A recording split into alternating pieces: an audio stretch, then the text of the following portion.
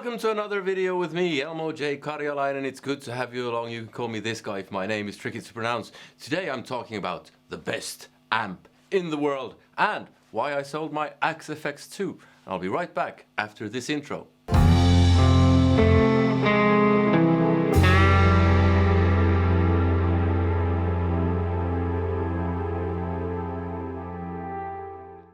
Okay, so like I said, today I'm talking about the best amp in the world for you and for me, and why I sold my Axe FX2. Now, who is this video for?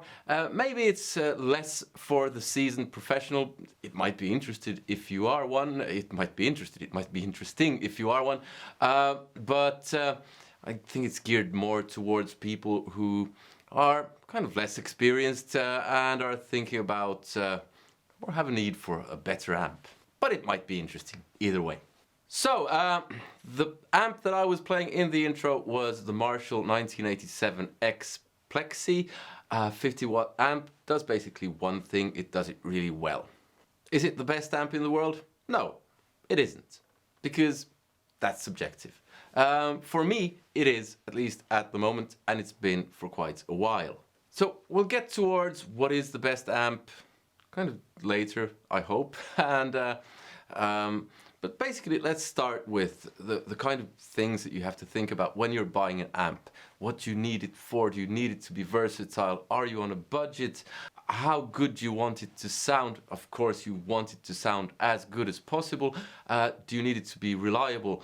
And all that. So basically, there's budget. Then there are three kind of quality issues: reliability, versatility, and sound quality. And also there's the subjective thing of what type of sound you're after. You might be after a kind of plexi type thing, or you might be after a Fender clean, or you might be after a Mesa Boogie rectifier. I always get those two mixed up. No, seriously, the Mesa Boogie is a great amp. You also have to think about resale value, because we buy and sell stuff. That's just the way we are. So if you're on a budget, you have to kind of pay, or you can pay less. That will also bring down at least one, if not all, of the quality type things. So reliability might become an issue, versatility might become an issue, sound quality might become an issue. You have top of the line stuff like Kemper, Axe FX that do really versatile stuff and are really reliable, but they're extremely expensive. You have tube amps, especially boutique ones, that cost huge amounts of money, but they're really, really good. The Plexi, it's expensive-ish, but it only does one thing.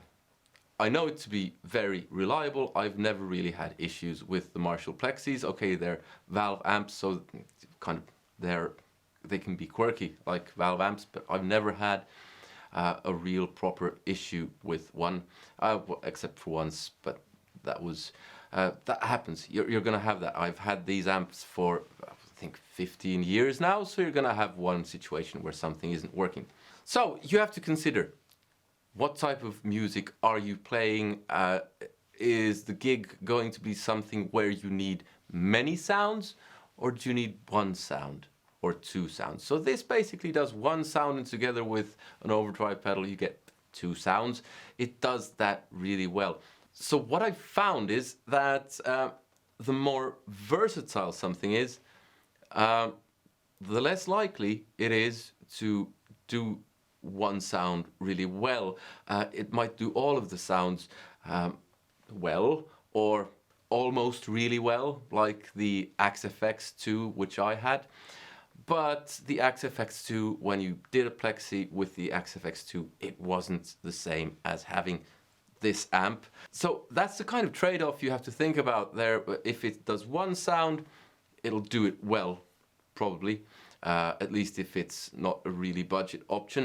It'll do that well, whereas a versatile thing will do many different things, but not entirely as well as the stuff that does only one sound. So that's the first thing you have to think about.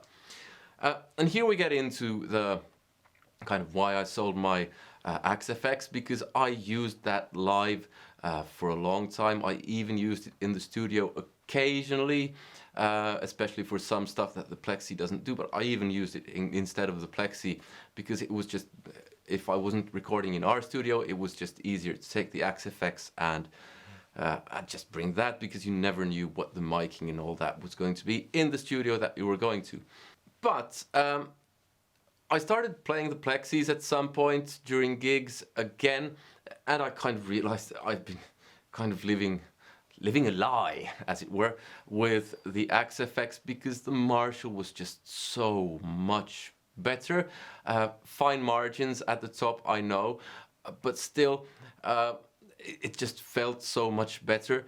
So I stopped using the Axe-FX live. I used it for delays and reverbs and all that for a while, but then I stopped doing that and just got pedals instead because it was way easier. So I had the Axe-FX at home and I just basically used it to demo stuff.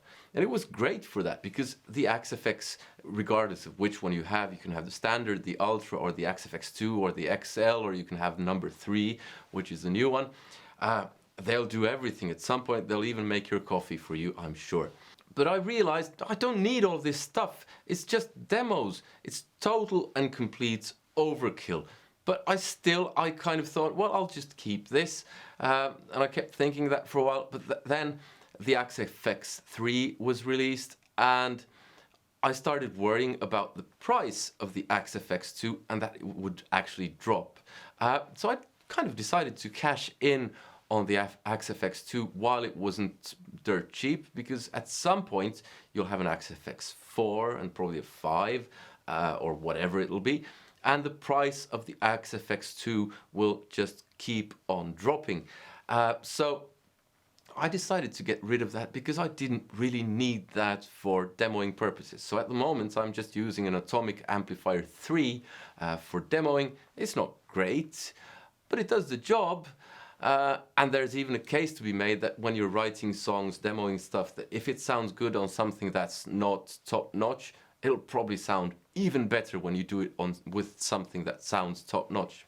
So there's price, because stuff can fall in price. So if you buy a computer like the Axe-FX, that will drop in price. Whereas the Valve stuff, up until this point, the Valve amps have kept their value very well. And my guess is that they will continue to do so for the foreseeable future. There will be a time probably when they won't, but we don't know. So, but for the time being, if you buy a Valve amp that does one thing, it'll keep its price.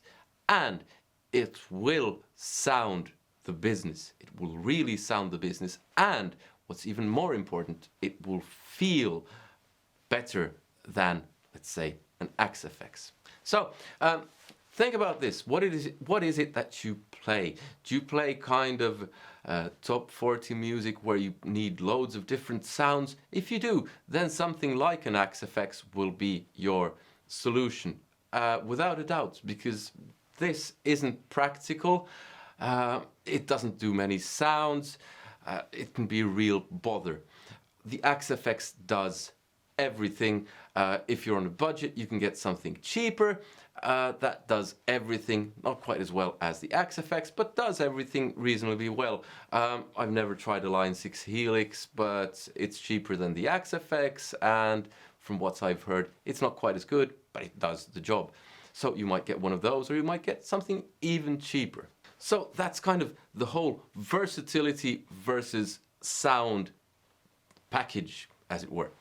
And when you raise the price, the quality rises as well. So it's a constant equation where you have to figure in all kinds of different variables. Same goes for Valve amps. So I used to have a Marshall JVM 410, I think it is, the 100 watt JVM head. It had 4 channels and all the knobs and like 50 more knobs than this one has. It was great, but it didn't do anything quite as well as this thing does one thing. It didn't do the plexi sound as well as the plexi, and it didn't do some of the other stuff quite as well as stuff that's just dedicated to one thing. So I ended up selling it because it was nice, but what was I going to do with it? I was using it in the studio just for rhythm guitars, and basically I thought I'm going to use it for a slightly different rhythm sound than what the plexi does, but in the end I kind of decided I can do that with a different cab or a different overdrive pedal or something like that. So even in the valve amp world, the more it does, the poorer it'll be. And you can see that with solid state stuff as well, like the Black Spirit by Hughes and Kettner, which I tried the floor version. It did basically everything, and I didn't like what it did. The quality wasn't brilliant. I don't know about reliability, but still. So what is the best amp for you? You have to consider, do you need it for multiple purposes or multiple types of stuff? If not, go for something that does your thing really, really well. It might be a plexi, it might be a vintage Fender or a new Fender, but a reissue of the old stuff, or it might be just something that does basically 1 or 2 things, and it'll probably be better than something that makes your coffee for you as well. If you need something that's very versatile because you do a ton of stuff, then you of course need something that does all sorts of stuff. Now, then there's also the price thing, because I kind of get annoyed with this occasionally. I realize people are on a budget, and I know I'm not making tons of money doing these videos, so I'm not kind of swimming around in money. But still, there's a Finnish saying that goes like this: "Köyhän ei kannata ostaa halpaa." Roughly translated, it doesn't pay for a poor person to buy cheap stuff, because cheap stuff usually ends up disappointing, if not straight away, then somewhere down the line, and you have to invest more money, and you end up spending roughly the same amount of money or even more money on the cheap stuff than you would on just getting something that's really good straight out of the gate. Now, I've had this issue with cheap amps that I've bought that I've just never really liked, and I ended up selling them, losing money, and then buying something else and kind of rinsing and repeating. So I've learned this from experience, and at some point I just stopped and just bought what I really wanted. I had to save up a bit, but it was totally worth it because I've never had, like I said, I've never had problems with these amps except for that one time, and the sound has always been brilliant. But back in the day when I was doing stuff where I had to have tons of different sounds and stage volume was an issue and all that, the Axe FX was a brilliant thing. So, the best amp for you? I don't know. That's entirely up to you. But I hope I have been able to shed some light on the different things that you should think about when you buy an amp and you think that this is going to be the thing, because there are loads of variables that go into that equation. Like I said, price, reliability, versatility, sound quality, all of these things. You can of course get something that sounds like a plexi, like the Bugera 1960 Infinium, but again, I'd be hesitant to say that it's as reliable as this, and somewhere down the line, statistically, I'm pretty sure that they have more problems than the plexis do. Now, I'm sure I'll get loads of comments that I've been really happy with the Bugera, and that's true. Probably a lot of you have.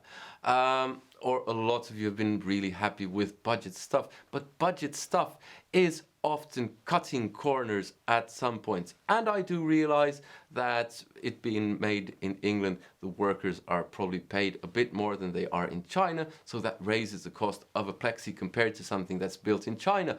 And there is also the thing where the Marshall logo might actually add a bit of cost, and it does nothing real except that it's just the Marshall logo.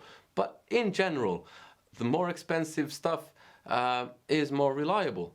That's just the way it is. So that's basically all I have for you today. I hope this has been some kind of help to you.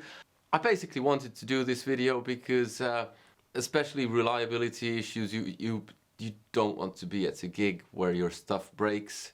That's a real bummer. Technical issues are really annoying and they can destroy your entire evening, even if it's just a cable breaking and you have to replace the cable. I've had that happen a couple of times where the entire evening you play an hour, the first 5 minutes nothing works like it should, and you kind of get going and then you don't get going and then you really don't get going at any point during the evening. So I wanted to make this just so you have something to think about, and you might decide that I'm wrong and that's fine, but at least think about these things and talk to people around you how they've experienced stuff as well. But I hope you liked the video. Give it a thumbs up if you didn't, give it a thumbs down if you didn't. Comment, let me know what you thought and what are your experiences with the gear that you've used. Or if you know of someone who's had issues with either budget gear or not so budget gear, because hey, expensive stuff breaks as well. That's not to say that that never happens. Subscribe if you haven't already, hit that bell notification thing, and support me on Patreon because you get a bunch of exclusive stuff. Like music that's never been released anywhere else. If you want free music, check out my website, the link's in the description. I'll end by playing a bit on what for me is the best amp in the world, the thing that has consistently trumped everything else. It's the Marshall 1987 X Plexi 50 watt head, and that's not to say that it will be the best amp for you, but it is for me. So, hope to see you in another one. Take care. Bye.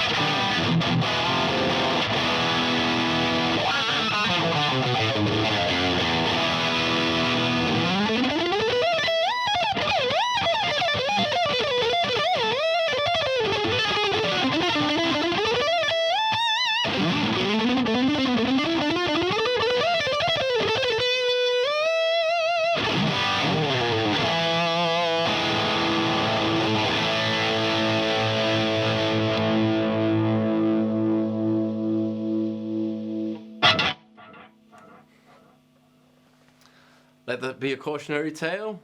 Don't take too long of a break from playing guitar. Kids can do that to you.